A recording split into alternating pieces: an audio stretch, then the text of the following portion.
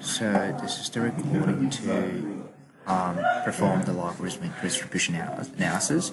We'll see from the word that the first procedure is to determine the number of classes, and determination of the classes here is we have 7 categories because we have the minimum of minus 0.6 and maximum 0.9, got a range of a 1.5, which is the 5 times of 0.3. So we divided into 7 categories. I don't know whether there's any principles working here, but I just divided into 7. This is the procedure 1 and procedure 2. Instead, to calculate expected value observations in each category. And to do this, we have to first calculate Gaussian distribution parameters μ and sigma. To calculate μ, I perform the population average, which is generally based on the column C, and sigma is calculated based on population standard deviation, so it's in the column C. So the things are calculated, and to calculate z value, we use this value here, z equals to x minus μ divided by sigma, and x is the observation value. So basically, we put all the class pointers here is the observation. So the z values are then calculated by this minus the average and divided by sigma. So you can see here, this is the z value, and we based on different class pointers put z value here. Put z values and calculating their boundaries. So then we calculate p, which is generally p z smaller than small z. So these are calculated by error function, as we mentioned before. So that involves the column J, which is the pointer conditions we have identified before. Alright, so the exponential, and based on probability, we calculate the expected values by multiplying the total number of the observations.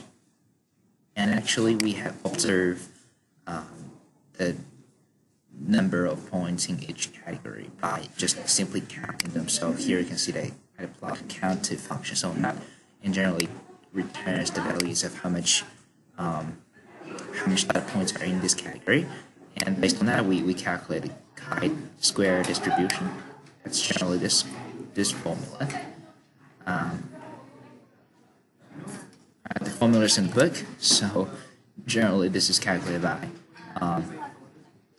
let's see, this one minus this one square them divided by the observation, and then we sum them up to be 1073, which is quite different from the critical value we had derived from based on the probability and degree of freedom.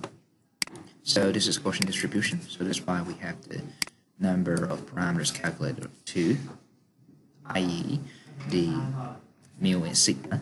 So this is the calculation for the first one, and calculation for the Gaussian analysis test is carried out in this procedure. Firstly, we calculate the arrangement of we arrange measurement in order array and then assign ranks. This is demonstrating problem 2 spreadsheet.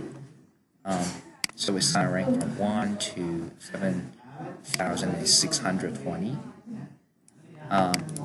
Then we calculate R dash, which is generally the plotting positions, and plotting positions according to the paper is this one. So we just apply n equals to 7,620 to calculate the plotting position. Based on plotting position, as we have discussed in the paper, that plotting position is generally the probability that the z is more than expected given value. So we generally back calculate z. The reason is that so normally we have the value of z by transferring the observations by subtracting the mu and divided by sigma, And then in this, we apply the norm sim function, which is introduced in the book. And we get value of z, and these values are plotted against the logarithmic values. We did expect it before to be linear or something linear to say that this is Gaussian distribution, but actually it is not, so there lives a lot of doubt here. And that's it.